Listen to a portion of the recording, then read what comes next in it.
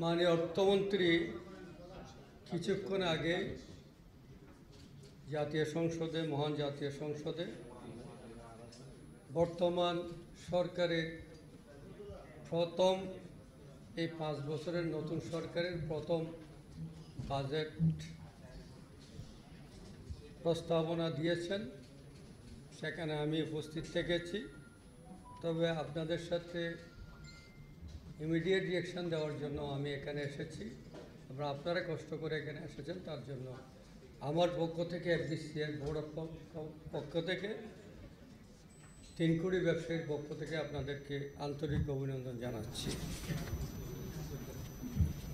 সুখী সমৃদ্ধ উন্নত স্মার্ট বাংলাদেশ বিনির্মাণের অঙ্গীকার নিয়ে 2024-2025 সালের বাজেট প্রস্তাব ঘোষণা করেছে। এই সরকারের মাননীয় প্রধানমন্ত্রী জননেত্রী শেখ হাসিনার এটা 21তম বাজেট প্রণয়ন।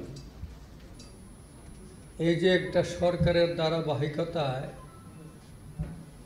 বাজেট প্রণয়ন, তার জন্য আমি বঙ্গবন্ধু কন্যা জননেত্রী শেখ হাসিনাকে বিজনেস কমিটির পক্ষ থেকে আন্তরিক অভিনন্দন এবং শুভেচ্ছা জানাচ্ছি। আপনারা দেখেছেন প্রত্যেকটা বছর যখন বাজেট হয় তখন লাস্ট 4-5 টাইমস আপনারা দেখেছেন 10-12% কিন্তু বাজেটে বাড়িয়েছে, কিন্তু এইবার আপনারা দেখেছেন যে বিলো 5% কিন্তু এইবারের বাজেটে 4.6% এই বাজেট কিন্তু প্রস্তাবনা দিয়েছে। এটা আমি মনে করি যে এই বাজেটটা অবশ্যই সরকার এটা যৌক্তিক এবং বাস্তবসম্মত। এটা আমার মনে হয় যে এটা বাস্তবায়নযোগ্য। যদি আমরা সবাই মিলে, সরকারি বেসরকারি সবাই মিলে চেষ্টা করি, এটা কিন্তু অবশ্যই আমি আশা করি যে এটা বাস্তবায়নযোগ্য। বর্তমান সময়ে আপনারা জানেন যে মূল্যস্ফীতি ইজ ভেরি ভেরি সেন্সিটিভ, এবং এইটা প্রায় এসেনশিয়াল কমোডিটি 10.5 বলে এবং অন্যান্য জায়গায় 9.6। এটাকে 6.5-এ আনার জন্য এইবার বাজেটে প্রস্তাবনা দিয়েছে। আমি মনে করি যে অ্যাম্বিশিয়াস কোনো প্রজেক্ট না নিলে এবং আমাদের যদি ভালোভাবে যে প্রজেক্টগুলো নেওয়া হচ্ছে সেগুলিকে যদি ইমপ্লিমেন্ট করা যায়, সবাই মিলে যদি এটাকে কাজটা ঠিকভাবে করা যায়, তাহলে এই ইনফ্লেশনটা কমে আসবে এবং এটাকে একটা কন্ট্রোলের দিকে নিয়ে যেতে পারবে বলে আমি মনে করি। ব্যক্তি কর সীমা যেটা ছিল 3,50,000 টাকা, সেটা এবারও 3,50,000 টাকা। সেখানে আমাদের প্রস্তাব ছিল 4,50,000 টাকা। আমরা অনুরোধ করব আপনাদের মাধ্যমে এটা যেন 4,50,000 টাকা করা হয়। এআইটি এবং এআইটি এই দুটো আমরা প্রত্যাহারের প্রস্তাব করেছিলাম আগে, কিন্তু এবারও দেখলাম যে সেটা আছে। আমরা মনে করি যে এআইটি এবং এআইটি এই দুটো আবারও প্রস্তাব করি যে এটা যেন প্রত্যাহার করা হয়। রাজস্ব আদায়ের ক্ষেত্রে আপনারা দেখেছেন যে প্রায় 5,41,000 কোটি টাকা নির্ধারণ করা হয়েছে,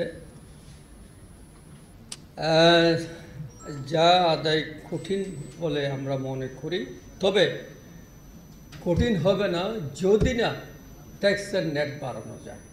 যারা শুধু ট্যাক্স দিচ্ছে তাদের উপর যদি এটা না হয়, যদি এটা ট্যাক্স নেটটা বাড়ানো দেওয়া যায়, তাহলে কিন্তু এই 5,41,000 কোটি টাকা আদায় হবে বলে আমরা বিশ্বাস করি। বাজারে ঘাটতি প্রায় 2,56,000 কোটি টাকা, যেখান থেকে প্রায় 1,37,000 কোটি টাকা ব্যাংক থেকে নেওয়ার জন্য প্রস্তাব করেছে। আমরা মনে করি এটা বেশি, কারণ এটা যদি ব্যাংক থেকে সরকার নেয় তাহলে আমরা ব্যবসায়ীরা ব্যাংক থেকে টাকা নেওয়ার ক্ষেত্রে একটা জটিলতা হইতে পারে।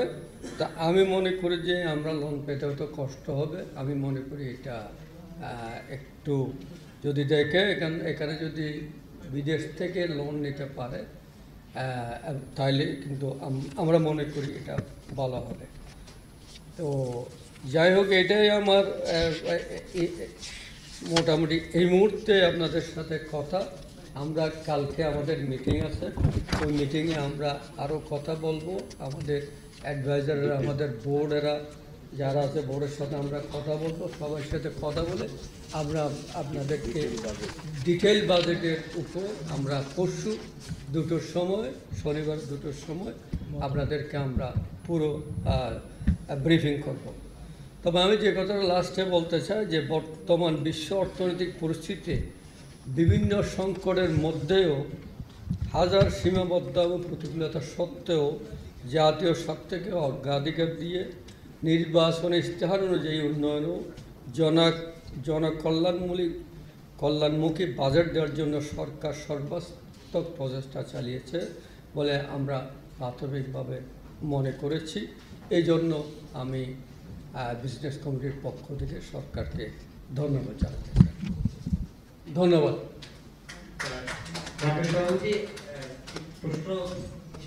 জি বলুন। আমি রিয়াজ রায়হান যমুনা টেলিভিশনে কাজ করি। একটি বিষয় জানার ছিল যে আসলে আমি অর্থনীতি ছাত্র না, তো যতটুকু দেখেছি যে আমাদের যতগুলো প্রকল্প বা যতগুলো অনুদান আসে অথবা হচ্ছে আমাদের ডোনার কান্ট্রি যেগুলো বা ডোনার এজেন্সি যারা রয়েছে সবকিছু ম্যাক্রো ইকোনমিক্স এর যে খাতগুলো রয়েছে সেগুলোকে ইনভেস্ট করার জন্য করা হয়।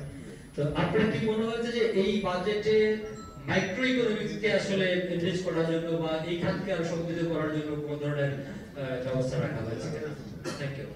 সরকারের ব্যাপারে আন্তরিক এবং সরকার চাচ্ছে মাইক্রো ইকোনমিকে যাতে সাস্টেইন করে।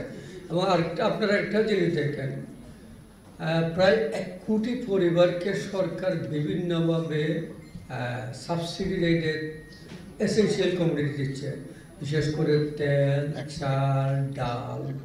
1 কোটি 25 লক্ষ পরিবারকে। এটা কিন্তু আমি মনে করি যে মানুষকে এই সাবসিডি দেওয়ার মাধ্যমে সোশ্যাল সেফটি নেট যেটা, সেটাকে কিন্তু সরকার এনকারেজ করতেছে। এটা একটা বড় জায়গা বলে আমি মনে করি। ধন্যবাদ। আর কারো কোনো প্রশ্ন আছে?